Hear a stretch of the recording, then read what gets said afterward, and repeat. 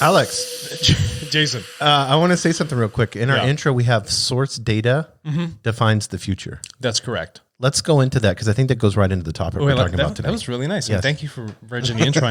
I'm so jacked up on the Turkish coffee. Yeah, how many for all our Turkish friends out there listening to this? We love any comments about how to do Turkish coffee. Yeah, let us. I want to because I remember when I was in Istanbul, it's my favorite coffee. Yeah. So if we could reproduce that here, that would be awesome. Having Turkish coffee for me is like 3 cigarettes at the same time. And you, funny. someone who drinks coffee, would understand that once they've had a Turkish coffee. Yes, once they've had it. I'm like out of my mind right now. So yeah, you were wondering about the source data. Yes. Yeah, that's interesting because when we talk about source, we're talking about provenance. We're talking about the person that creates it. Right. Okay. And if source data is going to be the thing that defines the future, that means we as people will define the future with our data. We're the ones creating it. We're the progenitors of it. So we need to be the ones that lead the direction where we want to go. And that's going to be a function of our choice. And no one's going to determine that for us. That's our free will that's going to lay that path forward for what our data does and how we define how we are viewed by the world and what the world does with that information. So you use the word free will. Yeah.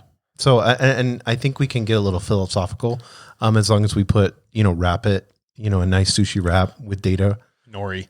Yes. But what do you mean free will? So what I mean about free will is that like everything we do in our life right now, we have the choice to take a left-hand turn in the car, take a right-hand turn, go get our groceries, go to work, wake up, actually step out of bed in the morning. Right.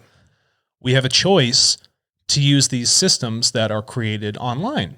Okay. And that choice to generate that data, that asset is something for us to choose, something for us to put our time into. Right. Our free will is the thing that defines all the interactions that happen with our information, especially in a digital platform, right? And so when I talk about what is our free will is the sovereign choice that a human being has for their own development. Right. And so there's no reason that if we have the sovereign choice and the free will to do whatever we want here in our walking life, right, in the physical world, the same thing should transfer over to the non-physical, the digital. Right. So much of our life is is digital now, and we talked about that in a previous episode, but it's really a function of the free will we actually put into the management of that information, the management of ourselves. If we manage ourselves in the physical, we need to manage ourselves in the digital. And that's going to be really a function of that free will that each individual person has, and making sure that they account for those things that they are creating and that they're responsible for it. Yeah, I was talking to someone today, and they were talking about how much they like the grocery pickup. And then in my process, I began to go, over all the data points and look at it like, okay, they know your GPS. We'll just use Walmart, for example. Not that we're picking on Walmart, but no, they're a good example of data use. Yeah, data use. And so they're turning around, knowing what time you get off work, knowing that you're going to stop there in front of the sign. You're going to pop open your trunk. You're going to let them know you're there, and then they're going to come out and load groceries into your trunk. But how could a company, like, let's use Walmart. Let's say, I don't think they're bad, but let's say if a company wanted to use data to go against your free will. So if they wanted to go against your free will, yes. Then what they would be doing is they do a function of tracking and observance. Right. Okay. Much like the NSA, CIA, any other intelligence outfit, from Israeli to British to Russian, they're going to observe as much as possible, understand your patterns. Right. And then what they're going to try and do is they're going to try and force your pattern in a certain direction where you think that you're making the conscious choice. Yes, there we go. But really, you've been consciously swayed into something you otherwise wouldn't have naturally done. Right. They're altering your conscious choices. So it'd be like if I like Miss Butterworth syrup on my waffles. I think and then every no, I can't have that. It's way too much sugar. But then every 3 weeks they know that I go to Walmart and I pick up that syrup at 5:45 right after work. Well, then they could start sending me ads for 2.5 weeks later. Antidepressants. And I'm jacked up on sugar. And Mrs. Butterworth. I wonder how much sugar is in Mrs. Butterworth. Yeah, so that they could start throwing ads at me to get me to go on to Walmart's website. And Yes. then I'm thinking that I'm making a free will choice. But in reality, I've been influenced. And that's what we're seeing with Russia, China coming into our elections right now, and Correct. and creating division on both sides, trying to destroy this process, that we've had for so many years. And you're seeing the same thing. I think in England, they started making laws against this, right? That That's philosophically, they saw what was happening with companies using data going against your free will. And that was a big part of what was going on with, GDPR and its push. Right. Here, let me show you have the right to request all of the information on yourself. Yeah, we can give that to you. And now they're just like, okay, we got to take that a step further on our phase 2. We need transparency for how that information is now being used. And then when people saw that, wow, this is actually used to drive a lot of my decision making more so than I thought. So now it's no longer a function of respecting the individual and their free will and their choices and letting the individual educate the company with their data. Oh, yeah. It's the company taking their information and using it against the person I like that. to then force them into some sort of funnel Yes. that they want, rather than allowing someone the educated, conscious choice to actually go in that direction. Instead of having a crap product, right, or service, and then inundating people with information that drives them to it to crowd out all the other good stuff, let's invert that model and say, okay, let's give you all the information. You've shared it with us. We can tell you exactly what we have. And now you can guide yourself to what needs to be seen. Well, there needs to be, it is our responsibility as a company, especially with TARTLE, and we know this in our philosophy, is to empower that person to make that choice.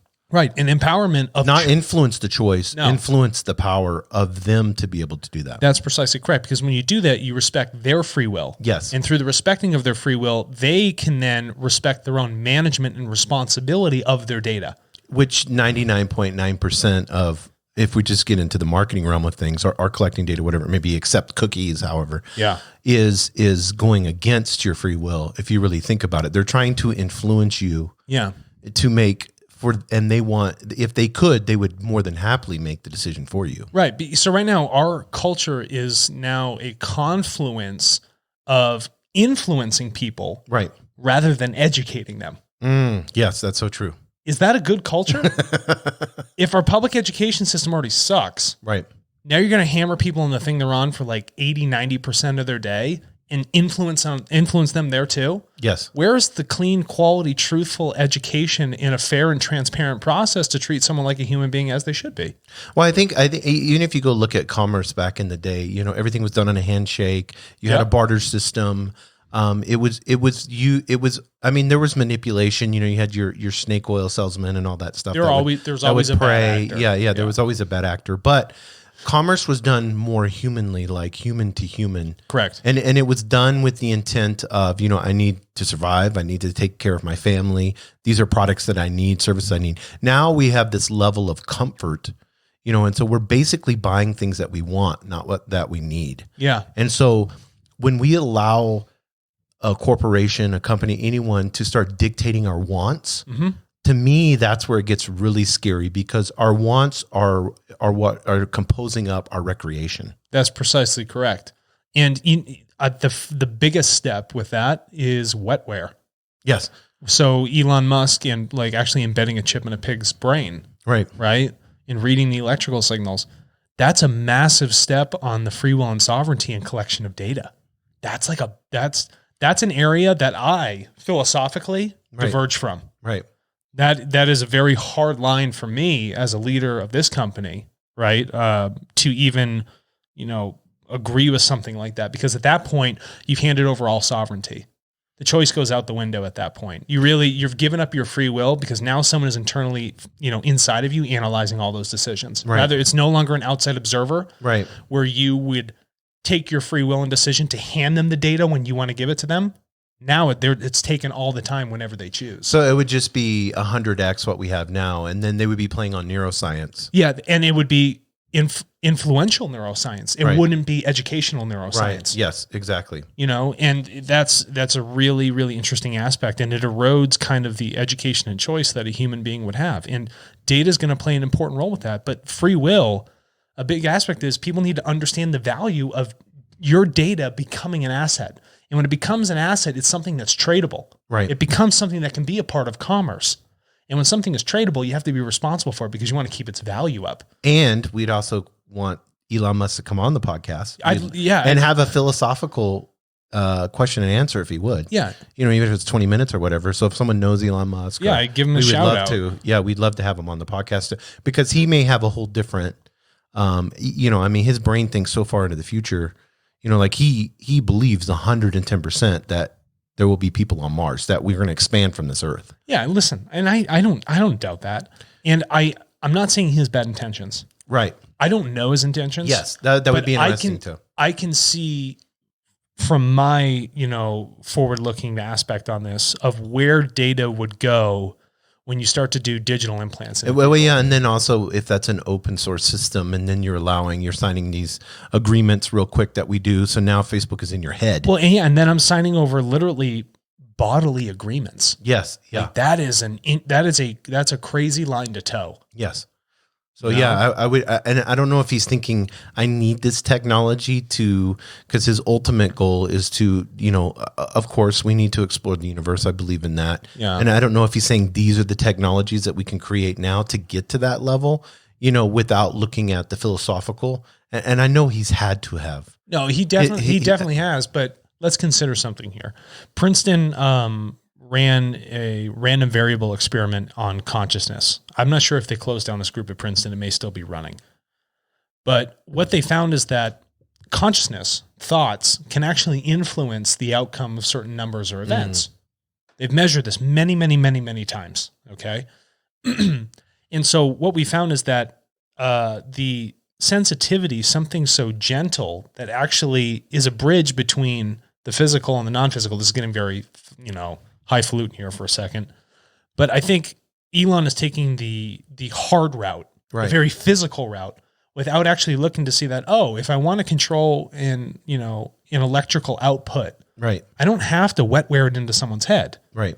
You know, it can actually be influenced by someone's consciousness or group consciousness if I go this way. So if he's trying to embed, you know, conscious thought with technology, I just think there are other avenues to do that without upsetting the sovereignty that an individual would have, right? Yeah, no, I agree 100%. But I feel like whether it's VR or, you know, these implants, I feel like there's no way around that.